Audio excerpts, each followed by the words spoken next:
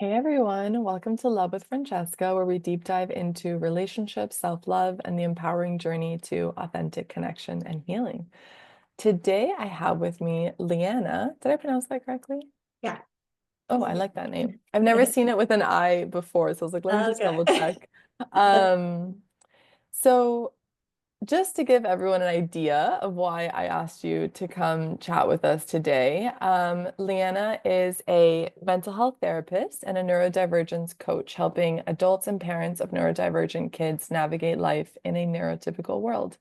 With a master's degree in special education and clinical social work, plus almost 20 years of experience, she's all about making life work for you, not the other way around. I love that. Over the years, Lianna has worked with countless people who were on the verge of giving up because they never got the tools they actually needed to succeed. It's like going to the doctor for a sprained ankle and getting a toothbrush instead. Great for cleaning your teeth, but not so helpful for walking. Lianna understands that neurodivergent brains don't thrive on cookie cutter advice. Instead of handing you the same old fixes that don't actually work, she's here to give you real, practical tools that match your unique needs. No more feeling stuck, just the support you need to confidently walk into your own path and keep moving forward. Damn, I gotta tell you, that gave me chills. Oh, Yeah, yeah. Thank you so much for kind of just initially being here. I don't even know how this conversation's gonna go, but I'm already excited. thanks for having me.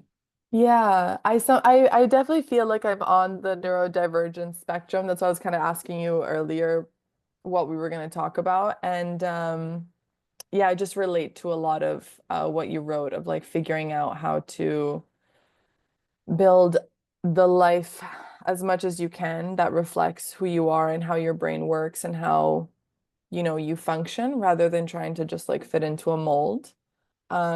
So before we get started, could you share with us, like, how do you define neurodivergence?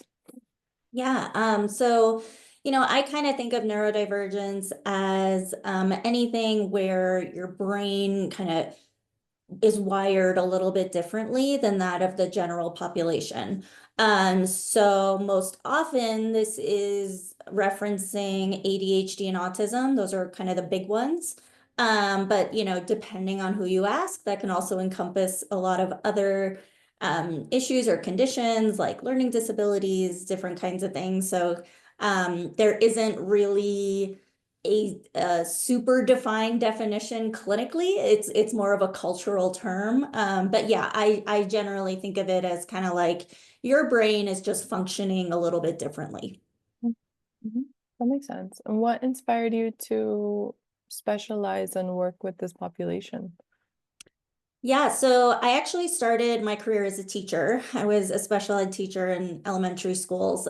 So I had this background, obviously working with this population, with children and families. And so when I started my private practice as a therapist, I thought, well, what kind of work am I going to do? I could do a bunch of different things. And I thought, well, this might just be like a natural fit given my background and my education and everything. So I went with it and it's been great. That's beautiful. Any sort of like people or clients along the way that really shaped you wanting to specifically work with people that are neurodivergent?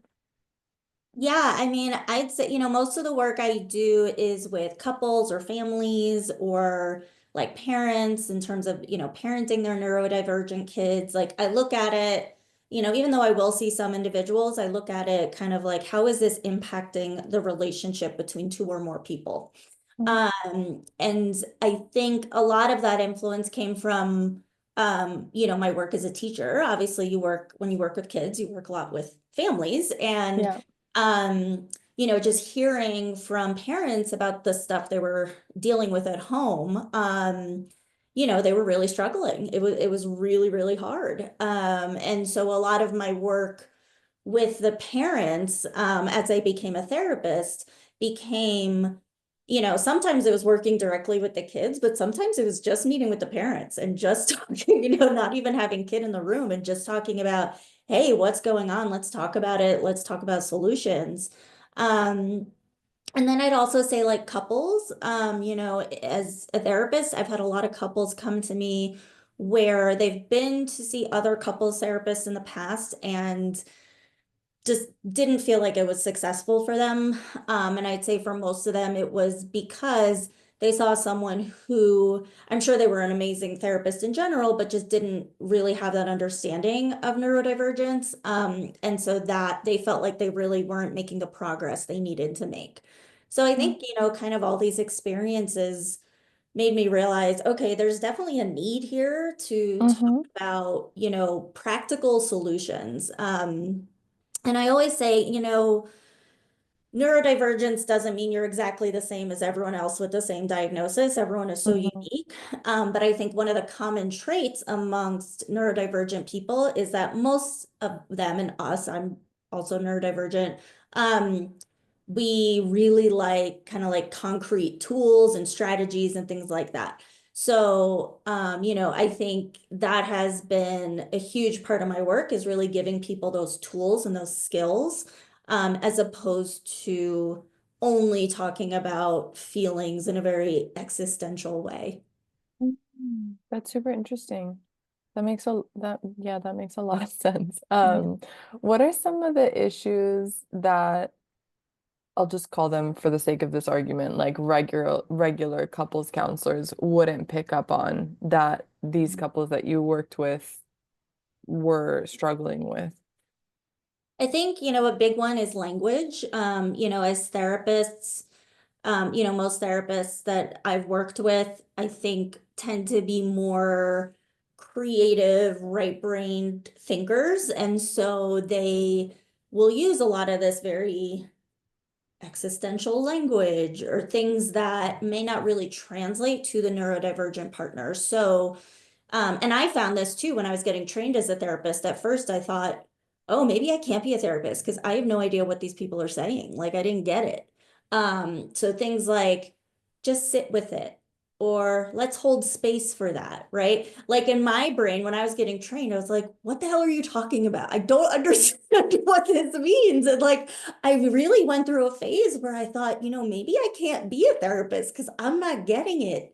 Um, but then, with more time and training and whatever, I caught on. And so, but I think that shows up a lot in therapy rooms, right? Where a therapist, and not because of any bad intentions or anything, or that they're a bad therapist, it's just they don't know. And so they might use a lot of that language with a couple, and one of them might get it, and the other one might be so confused, and because of that confusion, they can easily get overwhelmed. They can very quickly get flooded. And that can lead to a lot of frustration and anger and just feeling like the therapy is not helping. And probably also, I would imagine, leading to like more breakdown in communication in the relationship because one person's getting their needs met and feeling validated, and the other one's like even more confused and more lost, or maybe Yeah. even both, who knows? So just because I think this is like my own curiosity, but if we're thinking of language and specifically like hold space, because that is a very abstract thing to say, what's what's like your translation of that for someone that is neurodivergent? Yeah. I mean, I translate it in a way that makes sense in my own brain, from my own perspective. But, Yeah. um, I say to, especially when we're talking about couples, I say, okay, so when your partner says, I need you to hold space for this for me, that means you're not talking about yourself. You're not talking about your needs, your wants, your feelings, your stuff in that moment. You're going to talk about it later. But for that moment, you're not talking about it. Your focus is 100% on whatever it is your partner is talking about. And you are, trying to remain the calm, stable rock for your partner to hold on to so that they can have whatever emotions they're going through. So this is making a lot of sense. My very little experience working with specifically people with autism was me realizing that I really needed to like break things down into like very practical, tangible explanations. And I had never thought about how couples therapy might also need that until speaking with you now. But I think that makes a lot of sense, right? Like hold space is super abstract. I may not understand someone who is very practical and is like, what do you mean hold space? Like no space, there's no space that needs to be held right now. Like what are we talking about, right? But if you tell Yeah. someone like, listen, this is a time for you to be quiet, for you to listen, for you to validate, for you to just focus on your partner, that's going to be something that someone who is neurodivergent may be able to just grasp a little bit better and then implement. And then at least then you're like setting them up for success rather than Yes. them feeling like, wow, now I can't even get therapy right, you know? Right. And also giving examples, I think is really, really important. And I think that's helpful for most people, Yeah. right? In Yeah. general. But I Yeah. think especially for the neurodivergent partner, having an example is super, super helpful. So I will follow that explanation up by giving an example of saying, okay, so let's say your partner came home from work and they had a really stressful day and there was a lot of traffic and whatever, and they're just like really frustrated, right? So your job is, like you said, to validate, to listen. So you listen, and then you want to say things like, that really sucks, or yeah, that of course that's really frustrating for you, or things like I give them concrete examples of language to use because it helps to understand the concept, but also because this might be language that's very new to them. So, they may not be used to communicating in this way. In fact, they're probably not if they're coming to couples therapy. So, I think it's helpful to have those examples of literally the words they can actually say. I gotta tell you, I feel like this is really helpful in general for like anyone in a relationship because like you said, like I mean, I know people or even like with my own partner, like we didn't used to have the skills, to talk through things. I had no idea how to validate someone. Like I didn't even know what the word validate was until I think I started working as a therapist, or setting boundaries or things like that. So there's a lot of language, emotional language that we didn't have, and that made it hard for us to communicate with each other. And he's been gracious enough to actually let me share some of the things that I've learned as a therapist, as a coach. But yeah, sometimes I'll literally be like, this is specifically what I would like to hear. Because if I just say validate me, he's like, What? Like what do you want me to say?" Or he'll say he'll validate me, but maybe that's not what I was looking to hear. Yeah. Yeah. And I think that's such a great point. Like most of us, I think it's starting to change now with in our Hmm. culture, there's more of a focus on mental health. But, I think most of us did not grow up in childhood with a model of this type of language to use. And so, Hmm. of course, we don't know it as adults, because how would we? Hmm. Exactly. No, this makes so much sense. Yeah. And I think what's really helpful is that we're not just kind of chatting about, how can the therapist help you, but also I think these are very practical examples that people can then take into their own relationships. And if they do have a partner that maybe they know or don't know has any sort of neurodivergence, but if you see that there's someone that's like clearly struggling with like meeting you halfway, these are some skills that you can kind of also take home. And a lot of the work that I do is specifically helping women learn to figure out what they want and learn how to ask for it. And sometimes that does require you to get like really, really specific, like very Mhm. specifically, how do you want your partner to show up for you? Like you said, in that moment where you get home, you're exhausted, you're stressed, like what do you want them to do? Because different people want very different things. Absolutely. And that's something I stress to couples all the time. Hmm. You can't have secret expectations. You cannot. You cannot. It just does not work. What seems natural and a given and a no-brainer to you may Yeah. not be that to your partner or anyone else for that matter. If you have a specific expectation or a need for certain situations like that, you have to vocalize it because you cannot Mhm. expect your partner to just know it. Yeah. Yeah. 100%. It's definitely a hard one though. Is there anything I want to see how I can phrase this question in a way that makes sense, but is there anything about secret expectations? Is there like a mix between like secret expectations and neurodivergence that maybe we don't know about? Like, is there something that might comes up a little bit more often in neurodivergent couples? What I see mostly is these issues come up more when it's one partner who's neurodivergent and one who's neurotypical. Um, Okay. Again, speaking in generalities, everyone's Yeah. different, of course. Yeah. But neurodivergent people tend to be more direct communicators, tend to be Mm, more vocal about what they actually want and need. mm, Um, and so what I often see with couples is that the neurotypical partner is not communicating their wants and needs so directly. They're kind of holding it in a little bit more. And then neurodivergent partner doesn't meet those expectations and then conflict and then everything blows up and there's a huge fight and harsh words are said that they wish they hadn't said and the whole nine. So that's usually what I see. So a lot of the work I do is helping usually the neurotypical partner who's not communicating their needs really get comfortable with doing it and get comfortable with being a little uncomfortable because when you're not used to doing that, it's uncomfortable. yeah. It is not fun. No. But yeah, I mean, I think that's just so important, from everything, whether it's big things like financial decisions, parenting, house decisions, whatever, down to little things like you left a dish in the sink. I mean, everything along that spectrum, you have to communicate if it's something that's important to you. That's really interesting that it's typically neurotypical people that are kind of holding back, a little bit more reserved. That just kind of like sparked a little curiosity for me of like why that is.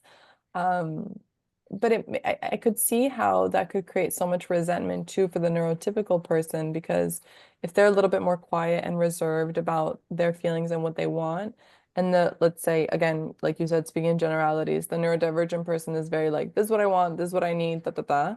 I could see how they might take the lead in certain situations, and then the neurotypical person isn't really getting what they're needing and then just kind of following along. And if that sort of dynamic is established, as you know better than I do, it creates a lot of resentment in the long run and a lot of conflict. Yeah, absolutely. And yeah, I mean, I haven't, done research on this, so I can't Yeah. I can't speak Yeah. absolutely about it. I'm just speaking from my experience working with Hmm. couples. That's often the dynamic that I see. Um, Mm. and I mean, you work with a lot of women who are working on expressing their needs and setting those boundaries and communicating them. Um, Hmm. and that hesitation to do so can come from a lot of different, reasons, right? Like Yeah. it could be the way your brain is wired, it could be the way you were raised, it could be trauma that you've been through, it could be the culture of even where you grew up. I Hmm. mean, like I always say, my husband and I both have ADHD, but you wouldn't know it looking at us because we present so differently. And I think a piece of that puzzle is, he grew up in Arizona, I grew up in New York. I'm a New Yorker. I'm very direct and just naturally. So, for me, it's like, he'll he'll ask me, "Are you okay?" And I'll be like, "Yeah." And Yeah. like, wait, really? Are you really okay? I'll be like, yeah, I'll tell you when I'm not, trust me. Um, and I think I think the fact that I grew up in New York is a big piece of that. My very real comfort with being direct, right? Yeah. There's Yeah. all these different factors that go into how we interact with others. Um, Hmm. and it's not even so much about trying to pinpoint, okay, is this because of something I experienced in childhood, or is this because I'm neurodivergent, or is it because of all these other reasons? It's more about just realizing this is what it is. This is my tendency. This is my go-to for communication. So if it's causing an issue and I want to change it, I just need to be aware of it. Mm. I think that's a really helpful way that you just put it, of like not trying to pinpoint all these different factors, but really just kind of understanding who we are as people in general rather than just like labeling ourselves with something. Because I see a lot of people struggling with that. I know I struggled with that. I know a lot of clients that I've had struggle with that, trying to figure out like what exactly, like why is it, as if it's like once you figure it out, then you can fix it or something. And it's like this isn't something that we need to fix. It's just kind of building the awareness, like you said, of who am I? What are my needs? How do I tend to communicate? Um, And then let me express that to my partner so that they can feel safe knowing that when I say something, I mean it. And there Yeah, isn't like a hidden agenda behind the right. scenes. Yeah, no hidden agendas, no secret expectations. And again, I understand like for a lot of people, that is a very uncomfortable thing to get used to because they haven't really done it much. So it takes some time and it can be a little messy at first, and that's okay. But yeah, it's just about realizing, regardless of the cause, this is what's happening. I communicate this way, and then we have a huge fight. So ultimately, at the end of the day, it doesn't matter why you communicate that way. The point is you are. So you Yeah. want to prevent the fight. So let's look at, what is the spark of that fight? What's leading up to it? And let's look at where we can intervene and make some changes.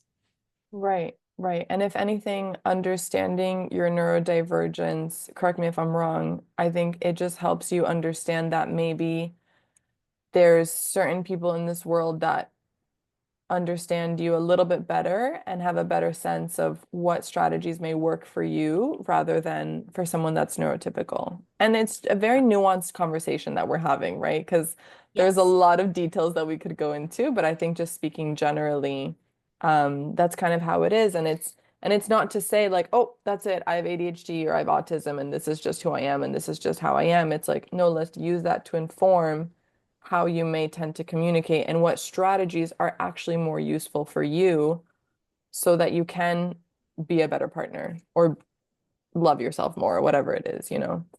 Yeah, absolutely. And I tell couples all the time, it's, I don't care what your diagnoses are, your history, your whatever, you're two different people coming together and trying to like live together and have a life together. There's going to be differences. There's going Yeah. to be conflict. There's going to be things that cause discomfort and problems and whatever.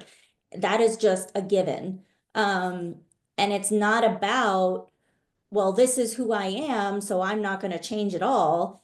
It's Hmm. more, okay, what are the things I'm okay changing or working on tweaking in order to help the relationship thrive because I really want this relationship to work. Um, Hmm. it's not a black or white thing. It's about you still want to be yourself, but you do need to make some changes to make a relationship work. That's just the case for every relationship. Yeah, that makes a lot of sense.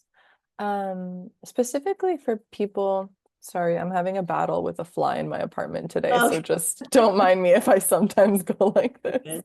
I can't seem to get it out, but I'm curious specifically for people that are neurodivergent, are there certain things about their personality or the way that their brain is wired that it kind of just is what it is? Like it's probably not going to change. Maybe it can improve, but like the sooner you accept it, the sooner you'll live in harmony. Yeah, it's a great question. I think it does differ a little bit person to person, but I'd say in general, again, just being very much needing that like concrete, direct communication, that's probably not something that's going to change very much. It's going to be for someone who really needs that, that's going to be hard for them to become more comfortable hearing like very abstract language. It could improve for sure. I think it can and it does. But they're always probably going to be more likely to want that tangible information. Hmm. Um, and I don't think that's a bad thing, I think that's just a difference. Hmm. And yeah, I would say, sometimes the executive functioning stuff can be tough. So in terms Hmm. of like planning and organizing, again, it depends on the person. Like I'm a huge planner and I like things really organized. My husband's the opposite. Like he calls himself Captain Chaos. So, like we're just very different, right? So it's Yeah. it's hard. It's hard to share a home when you're very different in Yeah. how you organize and plan things. Yeah. Um, but I think it's about compromise and Yeah. understanding like, okay, I cannot expect him to do everything the way I do it and Mhm. vice versa, right? And so it's about understanding what are my pet peeves? What are the things that like really bother me that I really want us to work on? And what are the things that I can let go? Mhm. The fact that a lot of cabinet doors are open all the time, that's a battle I choose not to pick. It's just what it is, right? It's not the end of the world. It annoys me a little bit, but it's Sure. not top of my list, right? Yeah. Whereas, him, forgetting things when he says, "Oh, I'm gonna go to the store, I'm gonna get this," and then he forgets something and it's something I needed, that bothers me a little more. So I Hmm. choose to address that issue rather than the cabinet doors. Um, Hmm. so I think there are going to be things that are just going to be hard to change because I think for anyone, it's hard for us to change too many habits all at once. Yeah. It's overwhelming. Yeah. I think it's really just about understanding and prioritizing what are the things that I really want us to work on as a couple. Um, Hmm. and let's focus on those things. Hmm. I love that. And thank you for sharing such like specific examples. I find it personally really helpful to apply these concepts to something a little bit more practical, like we've already said. Yeah, I think partially I also kind of selfishly asked you that question because like I said, I'm pretty sure I'm neurodivergent. No one's diagnosed me yet, but I have enough experience to kind of have a sense, or I've just accepted it, and all the advice for neurodivergence really helps me. So I just go with it. Yeah. But there's a few things that, for example, like I'll really struggle with and are definitely a lot more challenging for me, whether it's like um, you know, I've gotten much better at it, but like seeing a giant pile of clothes like post laundry washing is just like overwhelmed times 1,000. So I've learned like break it into little chunks, things like that. But what's been really helpful is that, but my partner likes things very tidy. And as much as it annoys him when things are out and messy and whatnot, what's been great is that he's been like very patient with me. And sometimes even when he gets to the point where he like can't handle it anymore, he doesn't lash out. He's like, Francesca, I get it, but like I need this to be put away like by tomorrow. And so he'll give me like a deadline. And then I'm like, okay, must figure this out. I Yeah. have 24 hours, whatever.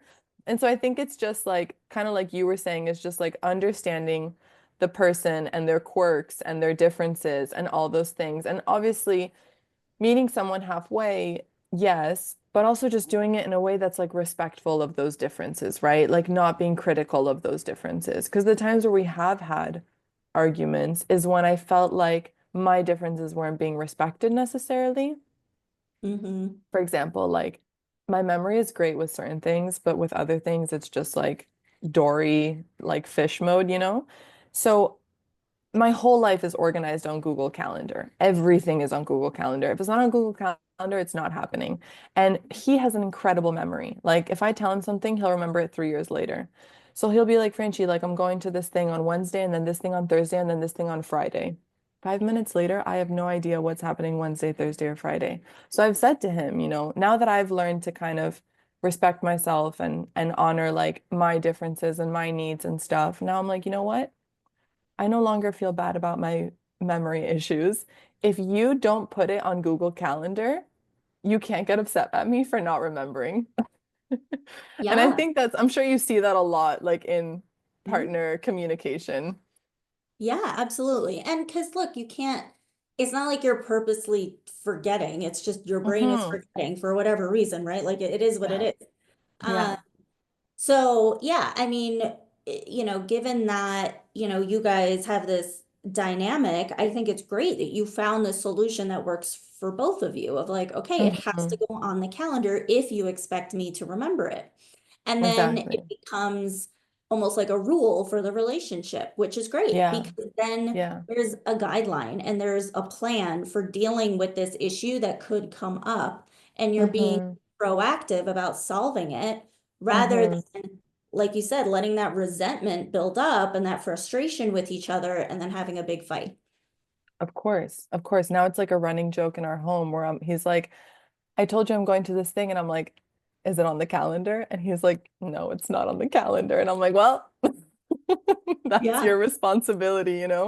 But I think why I'm really enjoying this conversation is because when you take when you take into consideration the couple's communication or just, your communication with someone that you're in a close relationship with, if you're just looking at that without the added nuance and understanding of neurodivergence, you could easily look at, think of someone and be like, well, why can't you just remember that your partner told you this thing, And it's like, no, no, that's not how my brain is wired. Like it just doesn't work that way. And in a sense, you do need to take that into consideration and you do need to be respectful of that. And then, like you said, find like very tangible solutions that allows people to come up with more creative ways to handle situations and maybe more creative than somehow other relationships have to do it.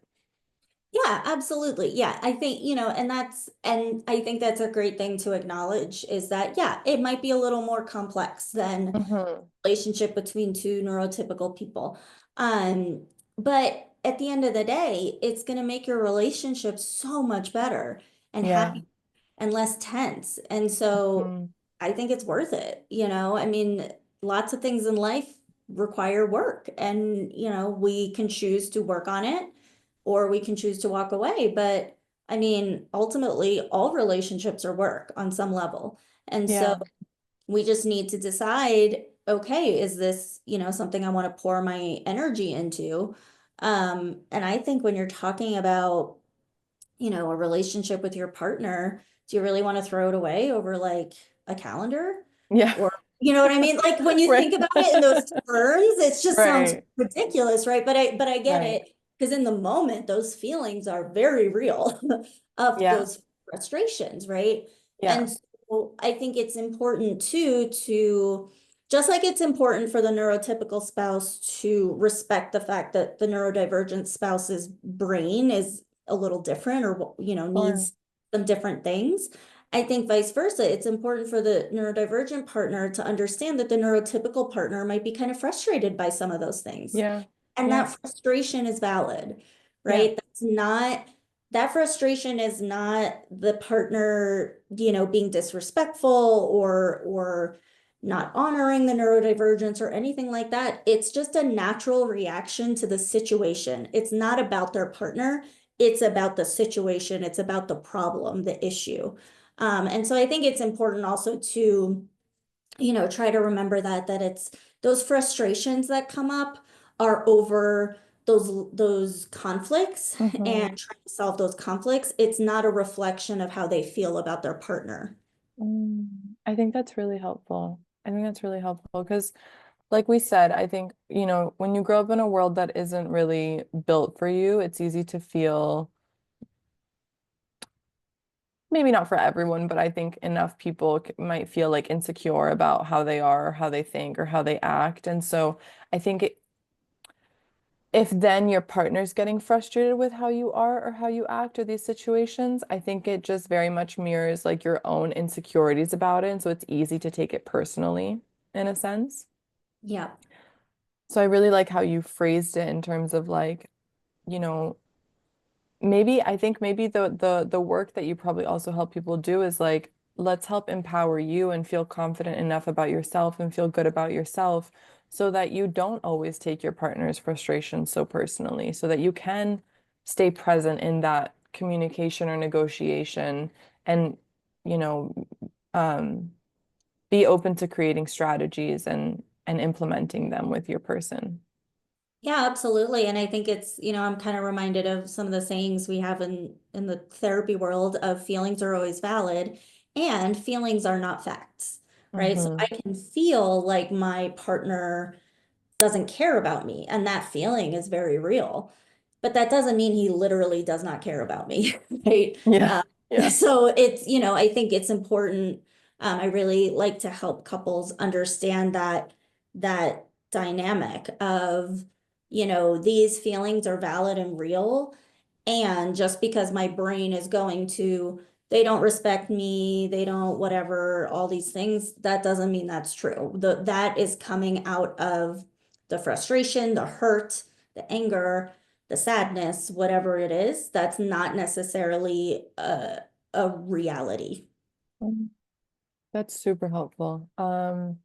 I think that's really important. And I would imagine a lot of these things that we're talking about, you can also apply to other types of relationships, like not just couples, but just in general, maybe if you are in relationship with someone who is neurodivergent, or you are neurodivergent in relationship to others, I guess, because not everyone who's neurodivergent is the same as everyone else. Um, but yeah, I think a lot of it what I'm hearing from you is a lot of it has to do with like understanding yourself and then just like basic communication skills and being able to implement them with the people in your life. Yeah, absolutely. It's so important working on those basic communication skills. And they're, and I say basic because they're foundational, not because they're Yeah. easy. Because Yeah. they're Yeah. Yeah. Yeah. not easy. Thank you Because for clarifying that because I think yeah. it's important. Yeah, I mean, listen, if communication was that easy, you and I would be out of jobs, right? Like, Yes. it's not easy. And I tell clients all the time, I struggle with it too. I'm human Yes. too, Yes. it can be messy. But yeah, I think it's about, and that's a lot of the work I do with people, whether it's a couple or anyone else. It's let's do a deep dive and really understand your patterns, Mm, your needs, your reactions to things, all those things, because we can't work on trying to improve things if we don't know where we're starting. mhm, Um, and like I said, like I use myself and my husband as an example. We're very, very different people in a lot of ways. So you would look at us and probably not guess that we both have ADHD, but we do. So mhm, we can't look at a diagnosis on paper and say, aha, that means you're struggling with XYZ. We can look at it and say, there's a high likelihood that maybe you're struggling with focus, maybe you're struggling with mhm. this or that. But we don't really know until we really talk about it and really examine things. Um, and it's also about how it impacts someone's life, right? Like, my husband was, we didn't meet until he was in his early 30s. And, he lived 30 plus years being super disorganized and it worked for him. You survived. Like, he survived, right? Um, so, but the reason it needed to change a little bit was to be able to live with me, who's a very organized person, right? So, I mean, again, it's about how is it impacting your life? Like, if it doesn't bother you and it's not impacting your relationships at all right, well, Right. that's fine, Yeah. But if it is impacting your life in some way, then yeah, let's look at it. Mm, mm.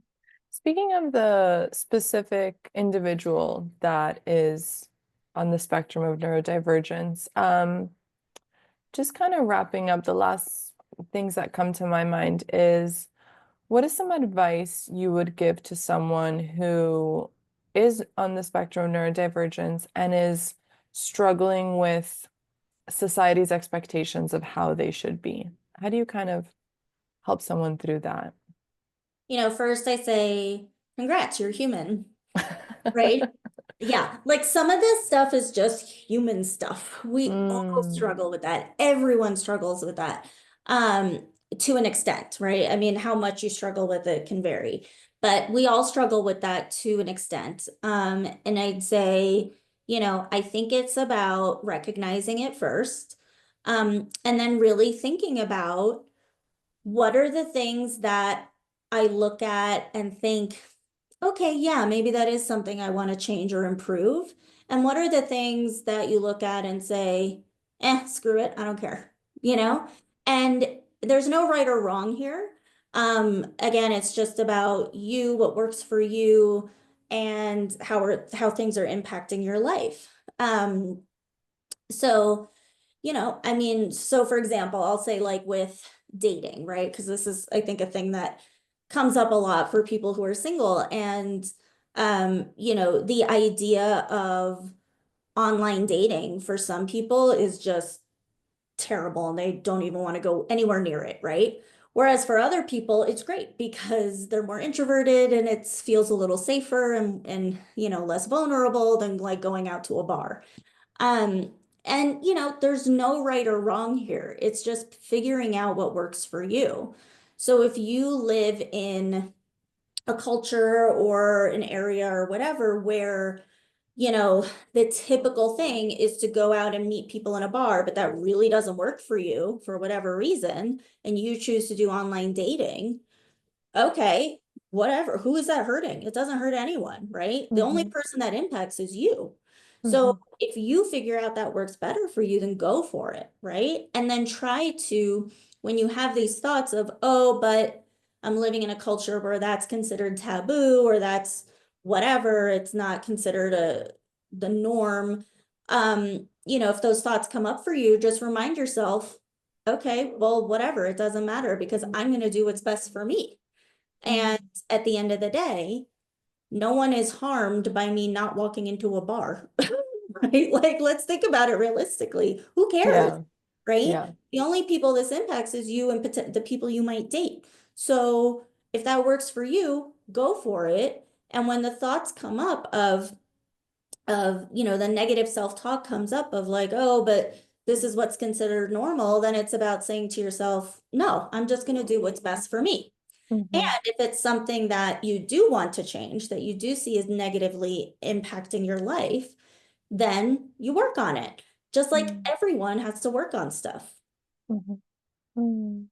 That's such an empowering message of just like, kind of simply put, like, let go of the expectations that don't work for you and choose the ones that do work for you and live your life aligned to those. Obviously, so long as you're not hurting anyone. But like you said, not walking into a bar probably isn't going to hurt anyone. So it sounds Yeah. like a lot of it too is just kind of like contextualizing things a little bit, because sometimes when feelings are added to things, they get so magnified. So it's like, wait, is this really going to hurt anyone if I don't like live my life in a certain way? Probably not. Mm-mm. Yeah. Most of the time, I like to say to clients, and also take some time to think about it, take a breath, regulate before you make any decisions. Most decisions we need to make in life are not emergencies. Most of the time, we can take a minute, a day, a week, whatever, to regulate and really think about things more clearly. So if even just the idea of making a decision is giving you anxiety, just let it sit for a minute and Mhm. give yourself some time. Mm. Mm. Thank you so much for sharing all that. I'm glad that we could kind of end on this note. A lot of what I like to talk about is like self-love, and I think it's really important to be able to like build a life that feels aligned to yourself and who you are, in order to then like even just start liking yourself, and then the rest comes with time. So thank you so Absolutely. much for sharing all that. This was super helpful. And I know I learned a lot and felt very validated in this conversation. So I hope Yeah. everyone listening does too. Lianna, where can people find you? Where can they potentially work with you? Yeah, so for my therapy practice, it's called Fuzzy Socks Therapy. And I'm licensed in Colorado, Arizona, and Florida. And so that website is fuzzysockstherapy.com. And then for my coaching, that website is coachingwithliana.com. And that with coaching, I can work with anyone, anywhere. That's super cool. Thank you so much. And everything's going to be in the show notes. Thank you so much for being here. Thank you everyone for listening. Um, as always, do all the things like follow, subscribe, share this episode with someone that you think could really benefit from it, and tune in weekly. See you next week.